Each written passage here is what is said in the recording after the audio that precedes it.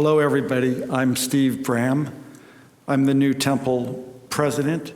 It's nice to see everybody here, and hello to those of you watching from home. I'm excited to be your president.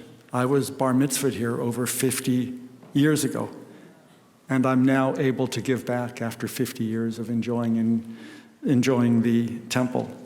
Yoshi, thanks to you and your clergy and administrative team for organizing these services and for being flexible to pivot on the kind of worship experience that everybody wants so they can feel COVID comfortable, whatever their level of comfort is, including this amazing professional production that those of you at home have been able to watch.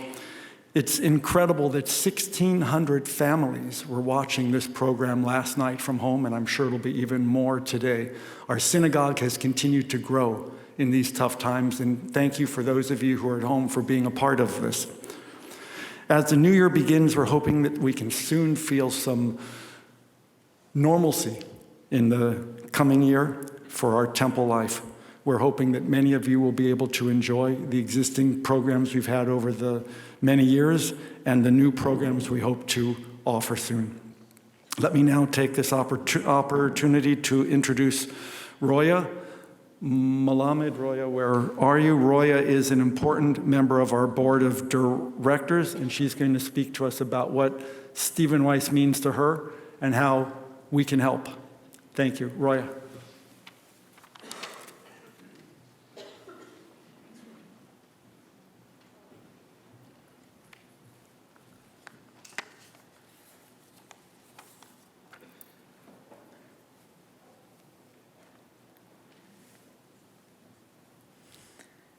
Standing here in this spot, a cascade of memories.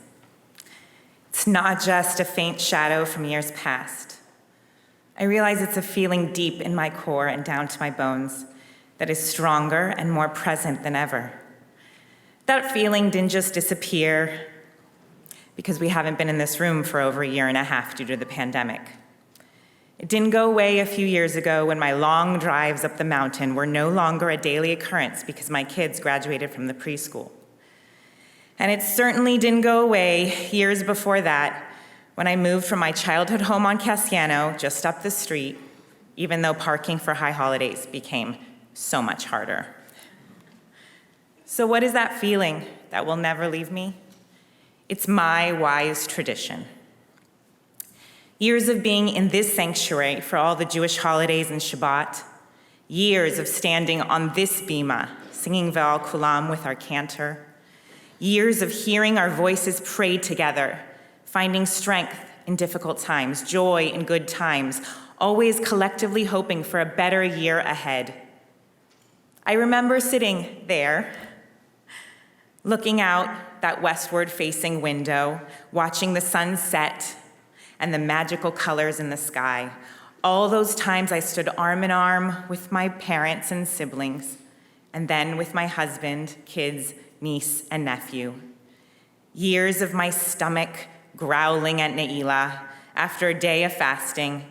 Even with an empty stomach, the energy of everyone around me fills my heart.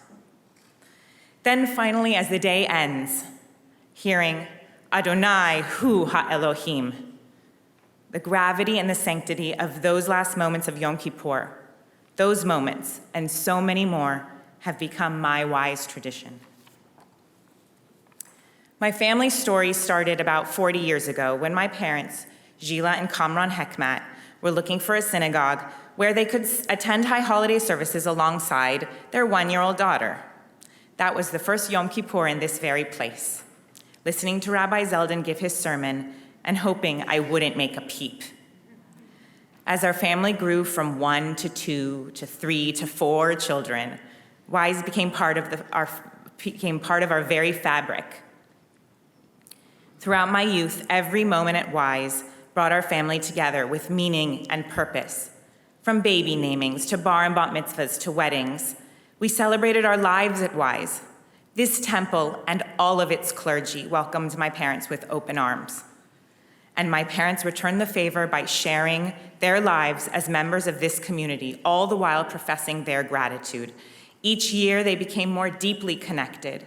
They sat on the temple board and volunteered in the schools and invested in a place that was central to our family's life. It was our wise tradition. As I became an adult, got married, and had 3 children of my own, the depth of my connection to WISE increased. WISE gave my husband and me a framework to create our own story. Our chapter started at the preschool, where we built a community of good friends and forged our own relationships with new clergy, who not only inspired our spirituality, but also stood side by side with us as parents. We faced the crazy world of parenting together. Every year we sat in this synagogue alongside our children for high holiday services, just as I had done with my parents. However, these services were led by our teachers and our friends.